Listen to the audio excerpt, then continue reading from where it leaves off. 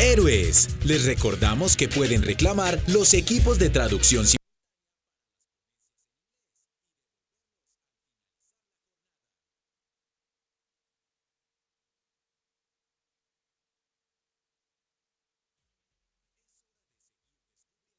potenciando el propósito que nos mueve. Su carrera profesional ha estado marcada por los esfuerzos enfocados en el avance y la educación global. En la actualidad, lidera el trabajo de desarrollo de negocios y asociaciones de Education First. Con ustedes, Johann Westring, vicepresidente de EF. Thank you. Buenos días, Bogotá. Buenos días, Colombia. ¿Cómo estás? My name is CJ Westring, and I am incredibly honored to be here today, representing both my native Sweden and the amazing company that I work for, EF Education First. Let me start out by thanking the organizers for inviting me and for this amazing platform that the Heroes Fest is, for all of you and for Colombia as a country. I also want to thank the Swedish Embassy for collaborating with us and all of the other Swedish companies. This is a great opportunity to reinforce the strong bilateral ties between Sweden and Colombia. We have been strategic partners for many decades, and this is yet another contribution from Sweden to support Colombia in the future becoming an even more prosperous country. So thank you all for having me. And thank you guys for coming. I suggest you guys give yourself a big round of applause for coming out this morning to the Heroes Fest. I'm going to be speaking today about innovation in education. It's a very interesting topic that I love. And I hope I will leave you inspired and enlightened around this topic. I've also been asked by the organizers to address the very important question about finding a purpose. And this is a question that concerns all of us. And before I start with this, I also want to encourage you to submit questions. Because when I do these speeches, I usually get a lot of questions from the audience. And there's an app, and you can submit questions in the app. And if we have time towards the end of this session, I'll be happy to answer a couple of those questions. Now, let me start with finding a purpose. Myself, I have been searching pretty much my whole life for a higher purpose. I've been a very restless soul. I've traveled the entire world.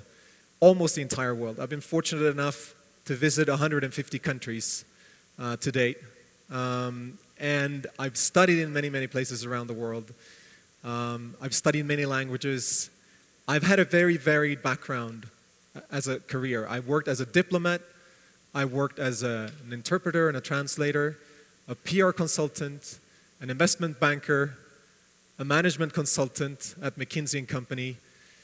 But I've also been an entrepreneur. And I also worked with charity. And I've always been very stimulated by the things that I have done. But with hindsight, I realized that I've always missed that kind of higher purpose. And it was always in front of me. I just didn't see it until I was on a very long flight and I reflected upon my life and everything that I had done up until that moment. And then it dawned on me that it was education. To start out with, my mother was a teacher. And I was obsessed by studying. I studied very hard, and I have multiple degrees from many academic institutions, including Harvard. And I've always been eager to learn more. I've also served on several boards for education. I was dreaming of having everybody get the same educational experience as I had, so I was elected the youngest ever board member of our local municipality for education. But I never thought about education as a profession until I sat on that airplane and it dawned on me that it was education. So for over 10 years, education has been my higher purpose and my greatest passion in life. And it's not so hard to understand if you see pictures like this. I visit schools all around the world, and I'm passionate about creating a better future for kids like these through human capital development, through skills building, so that they can realize their dreams and experience some of the things that I have been fortunate and privileged enough to experience myself. I also get to work with amazing events and organizations. I'm responsible at EF for our commitment to the Olympic movement. So I negotiate the agreements with the International Olympic Committee and also the local organizing committees, like here in Rio de Janeiro for the 2016 Summer Olympics. It's an amazing opportunity. I'm also privileged enough, here's the image from the Olympics. I'm also privileged enough to meet with a lot of great entrepreneurs and statesmen around the world. Because education is such an important topic for individuals, for nations, and for humanity as a whole. And on the left, you may recognize Alibaba founder and chairman Jack Ma. Does anyone in the room know what Jack Ma did before he founded Alibaba? Anyone have an idea? He was an English teacher, that's right. And actually, out of the founding team at Alibaba, 7 out of the 18 first staff members at Alibaba were teachers. And when I met Jack Ma in China earlier this year, we had a long conversation about this and how it had impacted him as a leader and how it had impacted Alibaba's development. And he told me then that he viewed himself, when he was a CEO of Alibaba, not as the chief executive officer of Alibaba, but as the chief education officer of Alibaba. And if you ever become a CEO, I encourage you to remember that and think of yourself as an educator, being a role model for your staff, and basically, through that, empowering the company and taking it to higher grounds. Bill Clinton is a remarkable man in many ways, and he's one of our proud supporters for the Hult Prize, which I will tell you about in a few minutes. But if there's 2 quotes that you should remember from today, it's the CEO, the Chief Education Officer, and also Bill Clinton's quote about looking at trend lines, not headlines.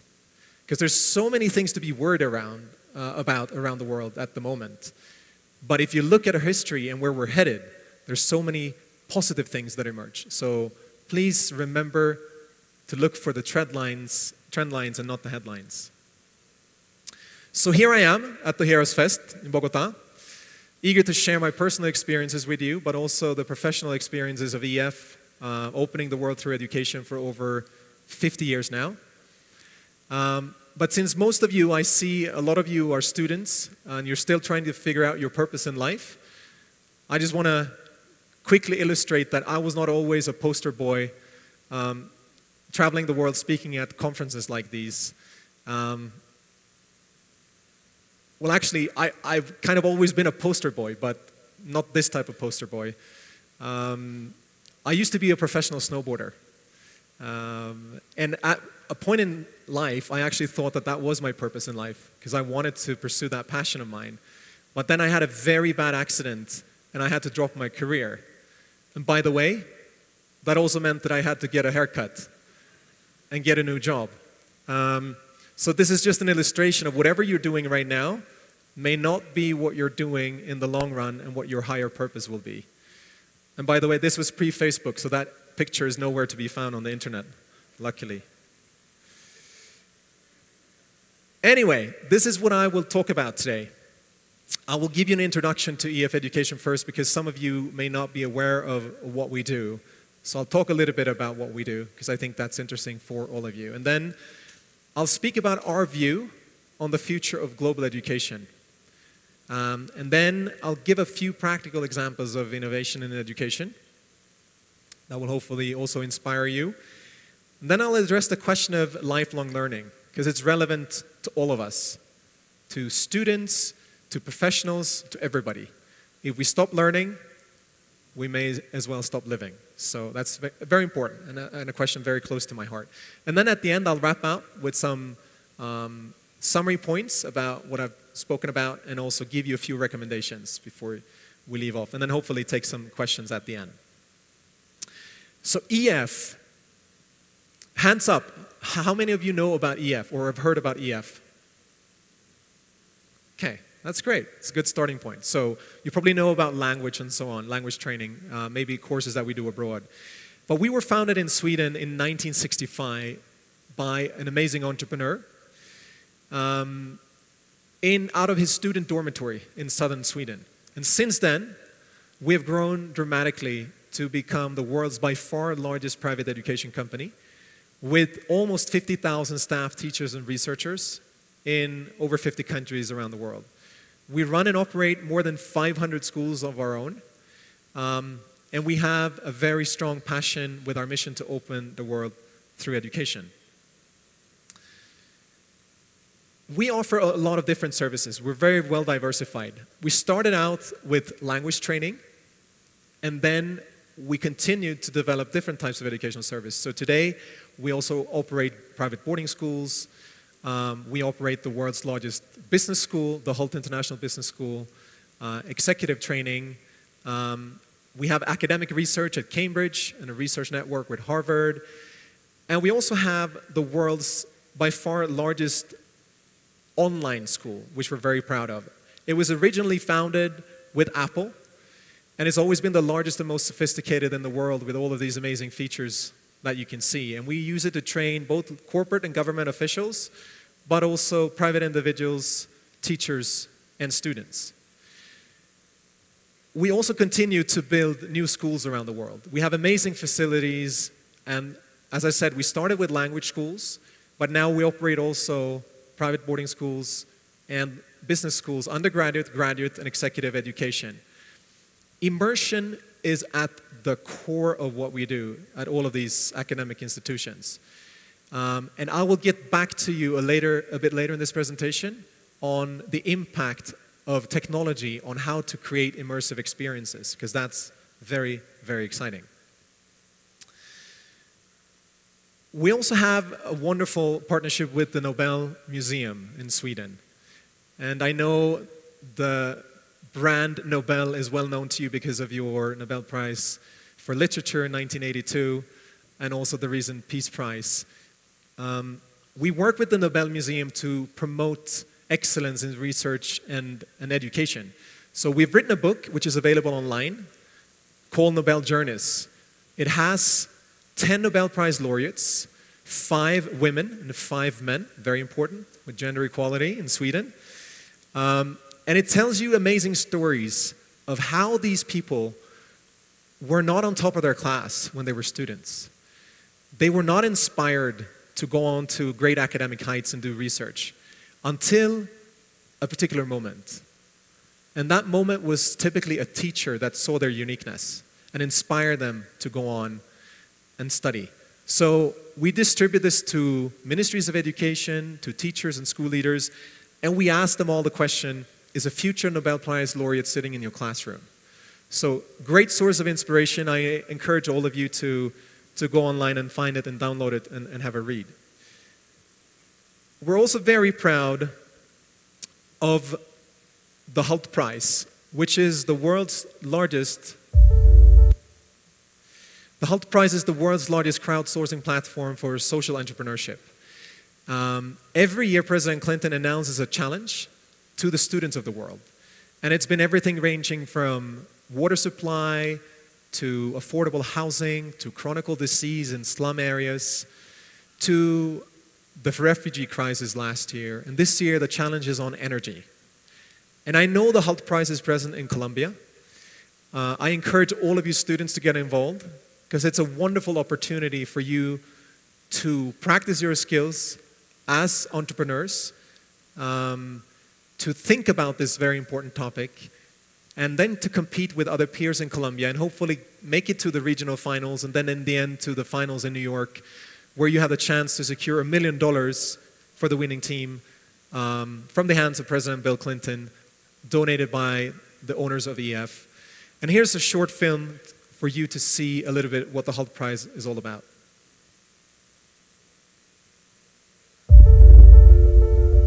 I love the Hult Prize. You, in so many ways, represent the future. The Hult Prize is about more even than the solution to the problem advanced. It's about how the world has to work in the 21st century. Sometimes there's these ideas that they sound a little out there on first blush, but then you realize that there's actually quite a bit of substance behind it. The youth are not the leaders of tomorrow, they're the leaders of today, and I think these are the people who are going to be able to show us what the future really is about. There is a sense of citizenship in there. There's a sense of actually acting on your presence and existence in your community. You've heard all of the entrepreneurs in the NGO space say that charity is not enough. Well, if charity is not enough, then what is? It's business. And that's why I'm so pleased today to tell you about 6 great teams. Tooth decay affects 2.4 billion people. Xylitol gum intervenes in this process. We, Harambee Vision, believe we can change all of this by locally manufacturing and distributing eyeglasses in urban slums. This significantly improves the quality of life of every patient with a wound. Using bees to screen for diseases in urban slums. The REACH program, the first and only diabetes monitoring program for urban slum dwellers. The journey of Nano Health, a social enterprise that aspires to right-size healthcare for urban slum dwellers, bringing cost-effective healthcare right to the doorstep. We believe we have come up with a good solution which can be implemented.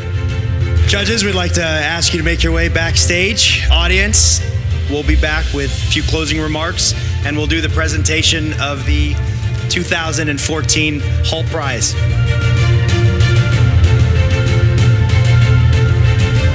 Ready? So how many of us are like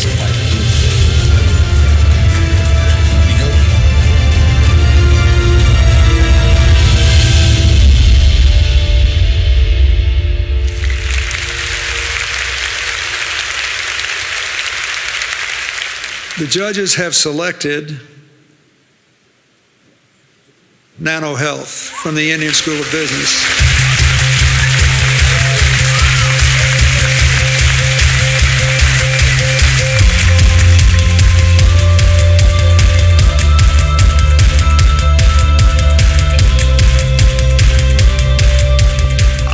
Experience with Hult from day one has been just amazing. They are amazing people. We have learned so much from them, and just the energy which they bring to the table, it's so afflicting. I mean, it just rubs off. The Hult Prize is all about generating ideas from the largest pool that it can simply access, and we believe that disruptive ideas lie inside of the world's business schools and universities. We are the next wave of social entrepreneurs.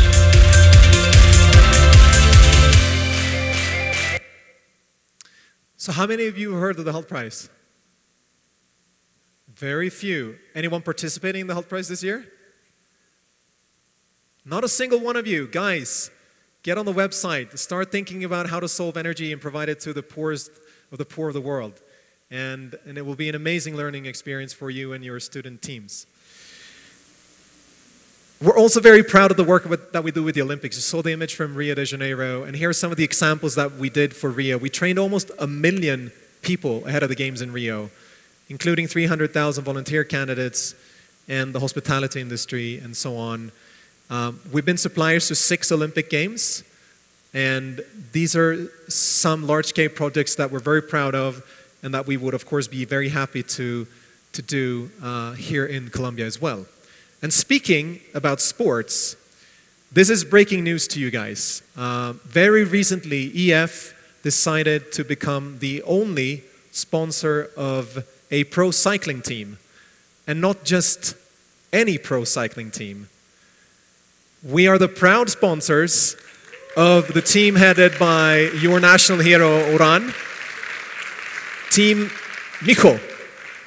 Team Mijo, we will be supporting them wholeheartedly over the coming years, and hopefully for next year, the team that are now basically getting their new equipment and gear, it's going to look something like this. This is not the final version, but we're hoping to be able to support the team to take up the fight with Team Sky and actually win that Tour de France title to Colombia. So we will hopefully host Johann at one of our events in the new year, and we will love to see you guys there. But we'll get back with more information on that. Now I'm going to switch gears and talk a little bit about the future of global education, which is the main reason why I'm here. The way we view the future of global education is that physical classrooms and spaces, first of all, they have to be redesigned to allow for more efficient learning in the future. Traditional classroom settings do not allow for optimized learning. Technology will also change the face of education forever. But it's a challenge to understand for many decision makers around the world that technology in itself will not solve education. You need to think carefully about the content that you use, for instance, on digital devices. Because if you don't have good academic content, you will not have good learning happening. And importantly, the role of the teachers need to change. The traditional model of teaching is obsolete, and teachers' skills have to be upgraded to 21st century teaching skills. And we usually say that the intersection between education, technology, and design is the sweet spot for improved learning of the future. So whoever is at that center will be providing world-class education of tomorrow. And at EF, we believe that we are at that sweet spot and we take pride in it. And I will share a few thoughts on this, on each of these three buckets. When I advise ministers of education around the world, including here in Colombia, I always say that it starts with the teachers. Because regardless of where you are on your societal journey and the developmental journey, unless you motivate and inspire your teachers, you will not have good results. So you need to start in training the teachers, making sure that they have the skills that are required to teach their students and that they're motivated to do their job every day. But it's also equally important with methodology. So the flipped classroom methodology. Who of you know about the flipped classroom methodology? A couple of you. In essence, it means that the old way of teaching where a teacher introduced concept in class and then as a student, you would walk home and then you would do your homework at home. You flip that. And basically, you watch a lecture and you pre-read content before you come to class.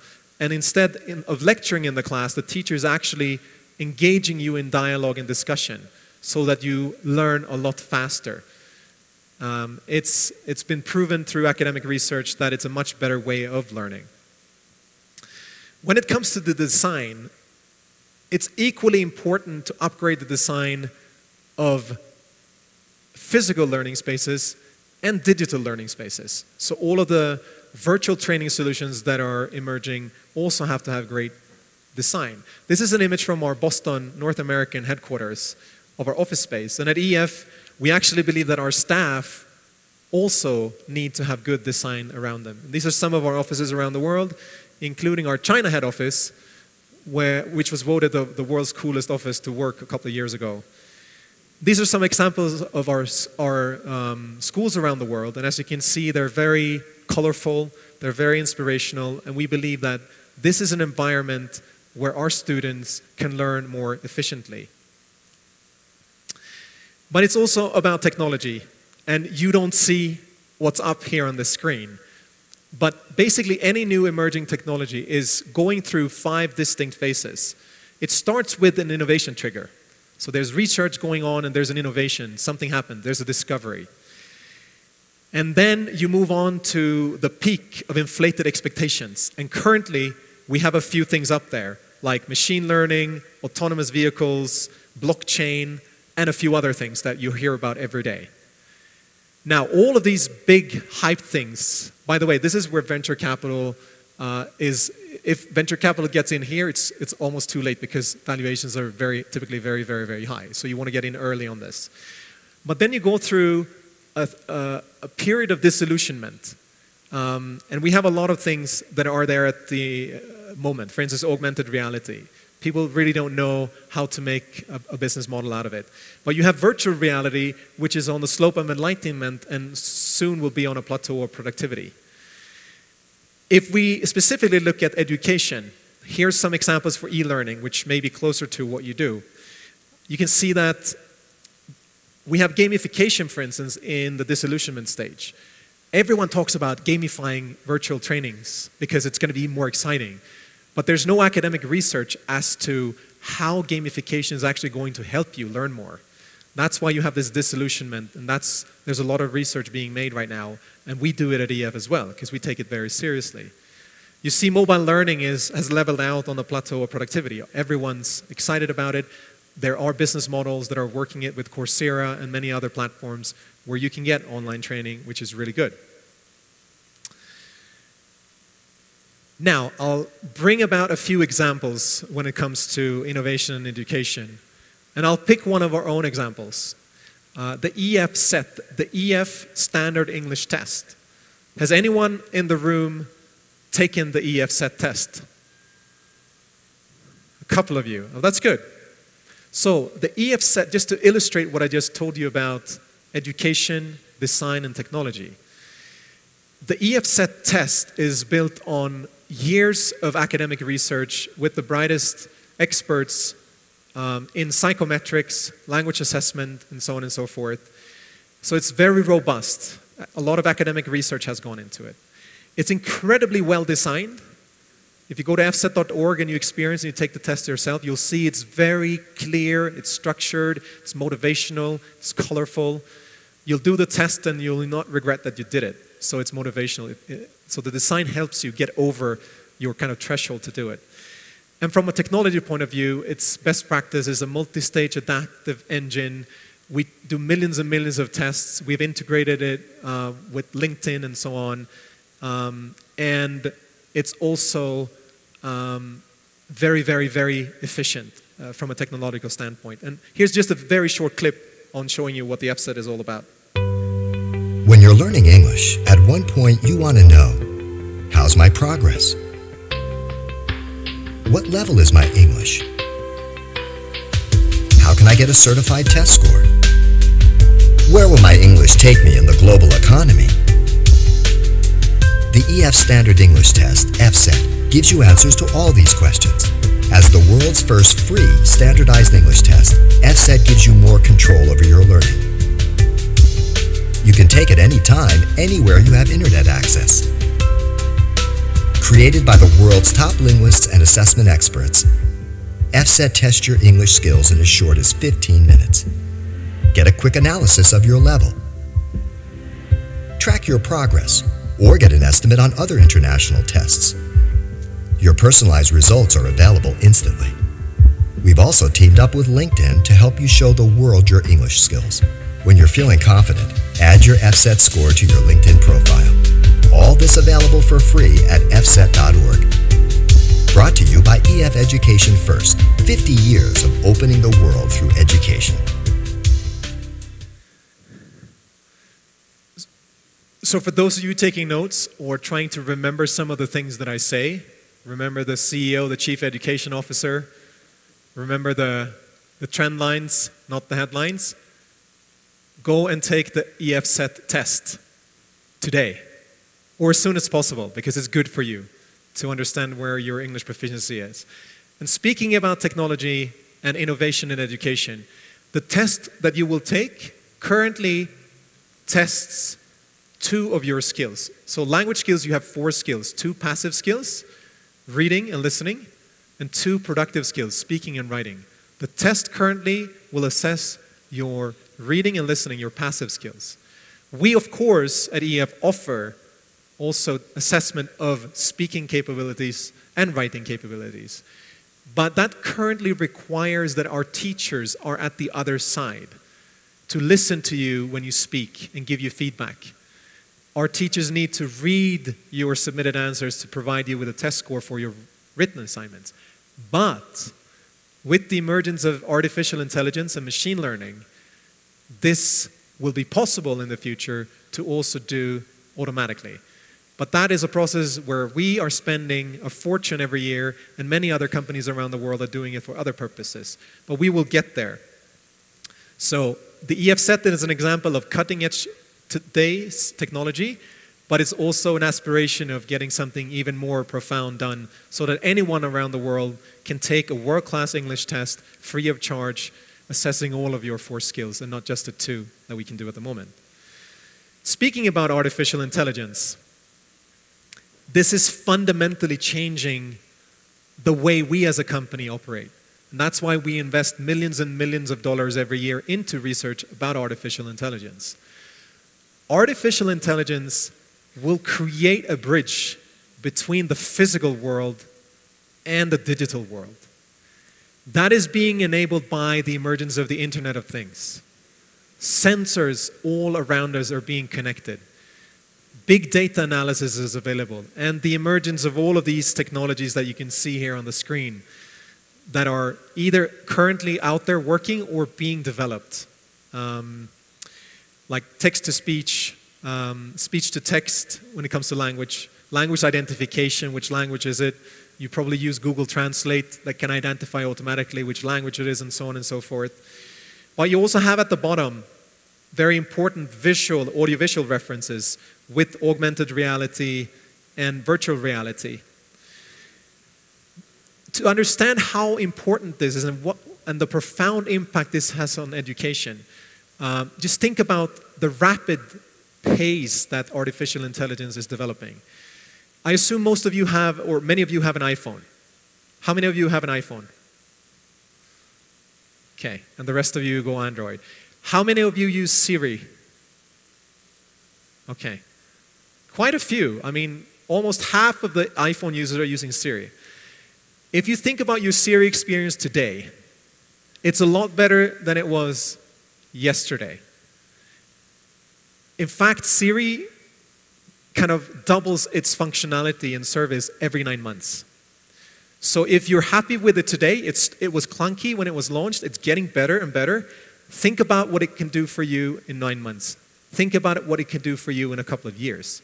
It's super important when we think about innovation and technology, and innovation in particular in education, to think about the speed of innovation. Here's an example just to get you in this mindset, and this is important for the future for you to remember.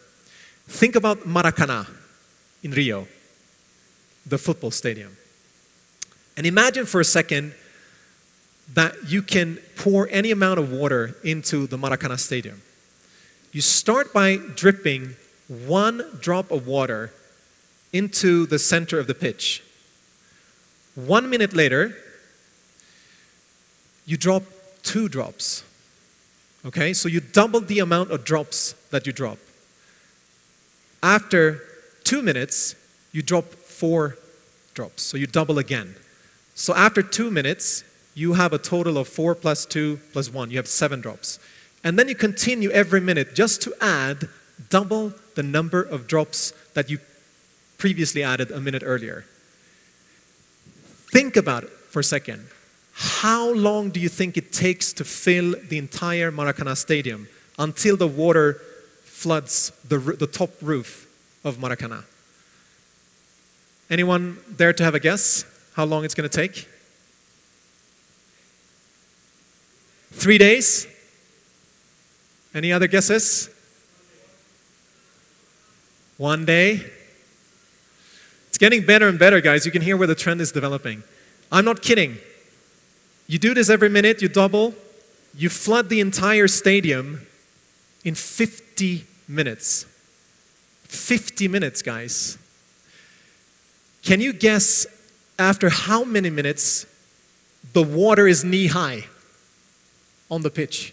After how many minutes is the water knee-pitch high?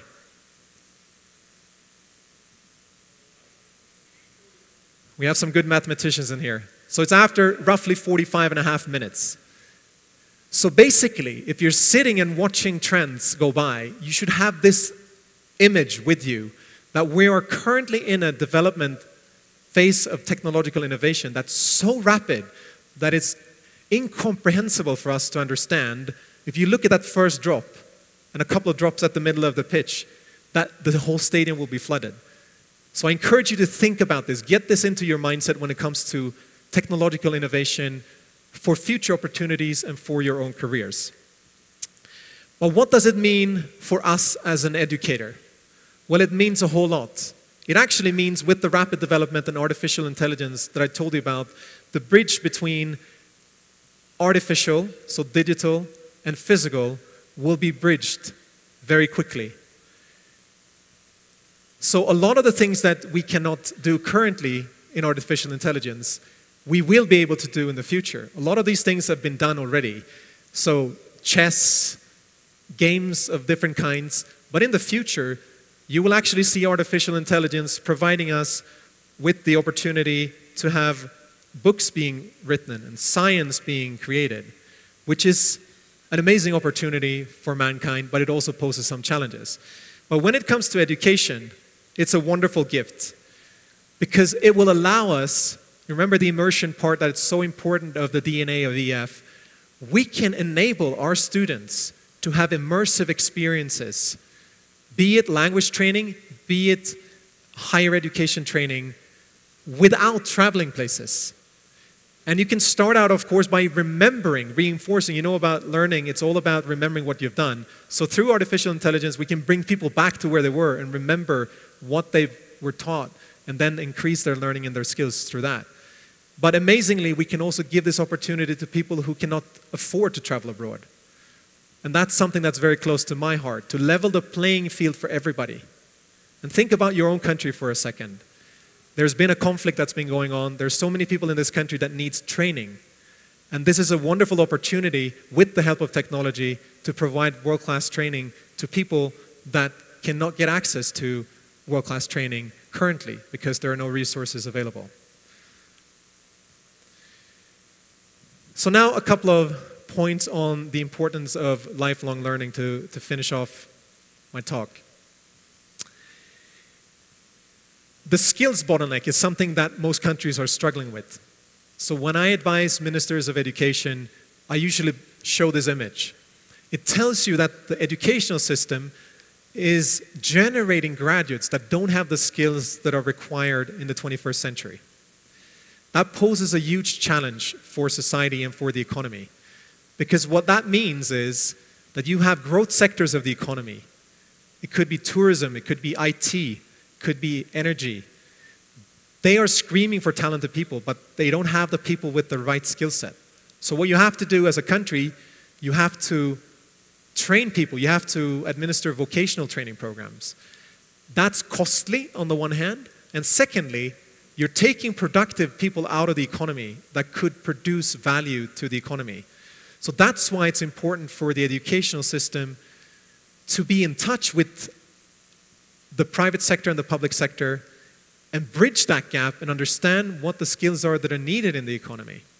And that's where the triple helix comes in, the seamless collaboration between government, academia, and private business.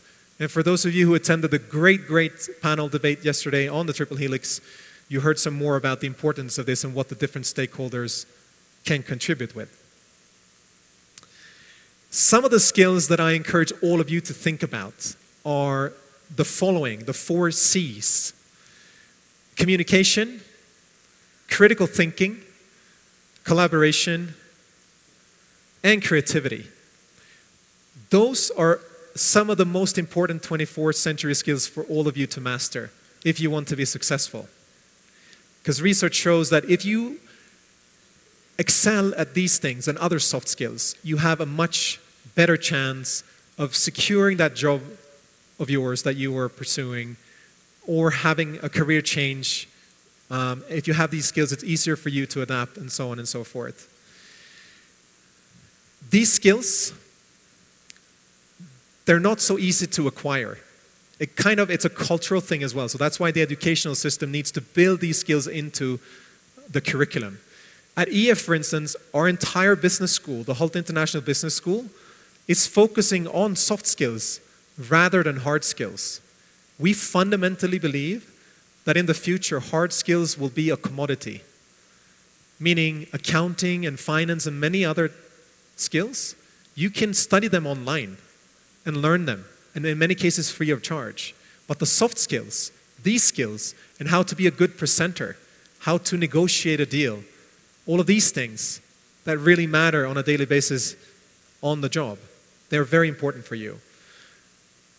One of the easiest way for you to master all of these things, or a great starting point for better communication, but also for the others with creativity, collaboration, critical thinking, is to improve your English proficiency.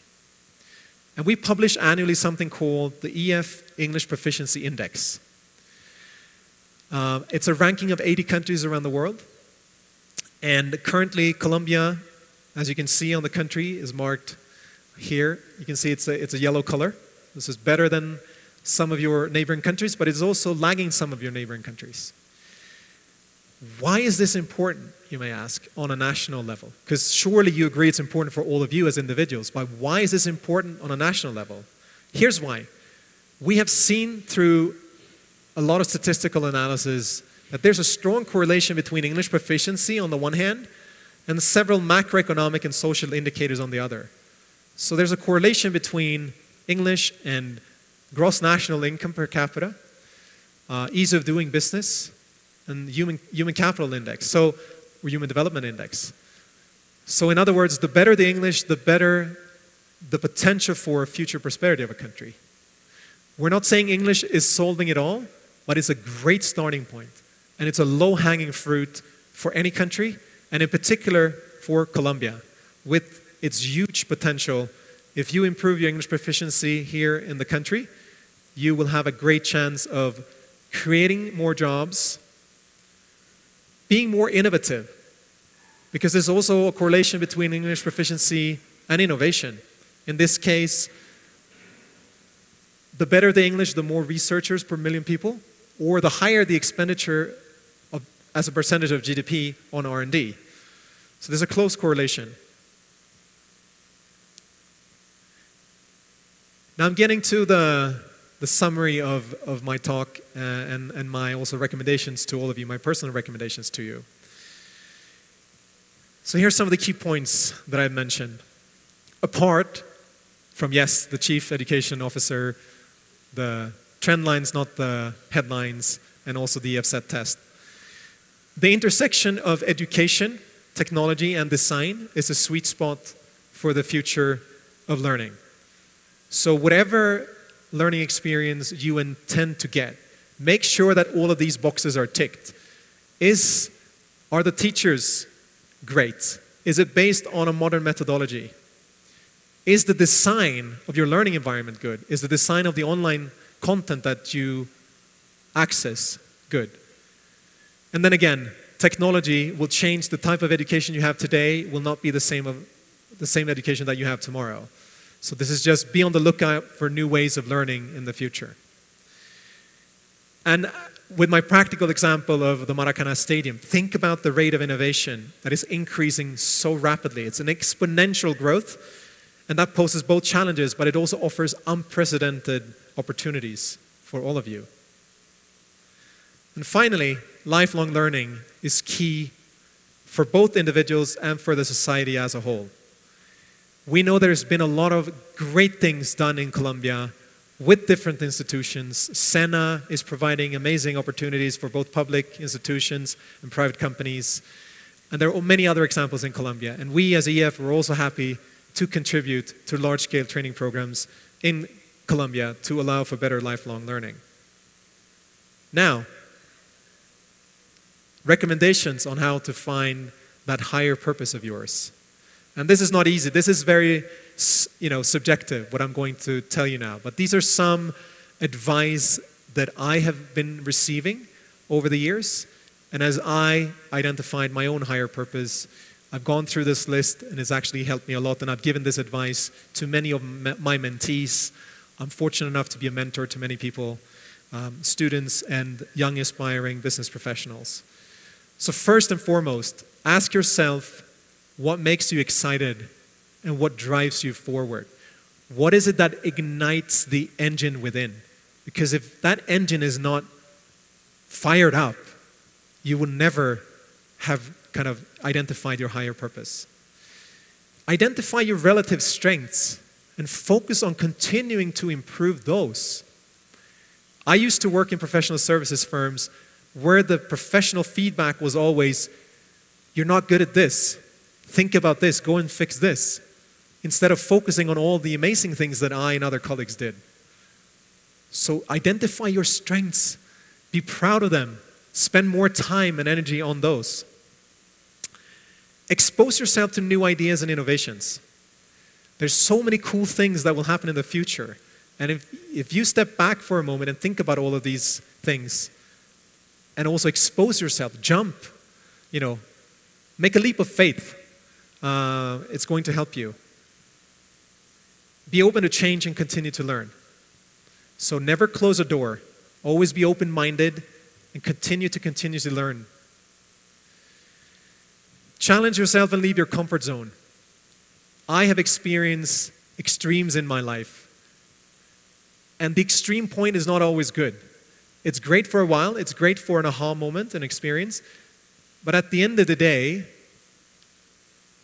it's the middle that's your sweet spot. But if you don't expose yourself to these things, and if you don't leave your comfort zone, you will never find out. Get one or more great mentors and seek their advice. I have many mentors in different fields, in diplomacy, in politics, in business, in entrepreneurship, in philosophy, and other things. Make sure you find a person that excites you and have good advice, and spend as much time with that person as possible and learn as much as you can from that person. Also, in our connected world, we live with our devices. We're on social media the whole time. We don't sleep enough. We're excited about things. Don't forget to switch off. Practice mindfulness. It may not look that way, but the way that I survive when I on airplanes and when I travel the world is through yoga. So I do a lot of yoga and meditation. It helps me stay on my clear path. It helps me stay focused. It helps me stay fit and also energetic. So don't forget to do that. And it's those moments of mindfulness that will enlighten you. I had my aha moment that education was my higher purpose when I was on a flight, practicing mindfulness, relaxing, reflecting, thinking. And finally, it's a trial and error process. Finding a purpose is a continuous iteration. I thought I had found it, remember, as a snowboard professional. I thought I had it. This I'm going to do for the rest of my life. This is what I'm meant to do. But it didn't turn out that way. So you need to trial and error and never be disappointed. If you fail, just fail quickly, learn from it and get on with it and continue to seek that higher purpose. And actually just coming here this morning, I reflected on all of these advice and I was thinking, okay, I'm going to address a lot of students. And for you to remember this, I thought about a formula, and this is what the formula looks like. Passion plus skills equals purpose. So basically what I'm saying is, if you're passionate about something, and you're truly passionate about something, you get so much energy and inspiration and motivation from that passion, and also that you're skilled at it, you're good at it.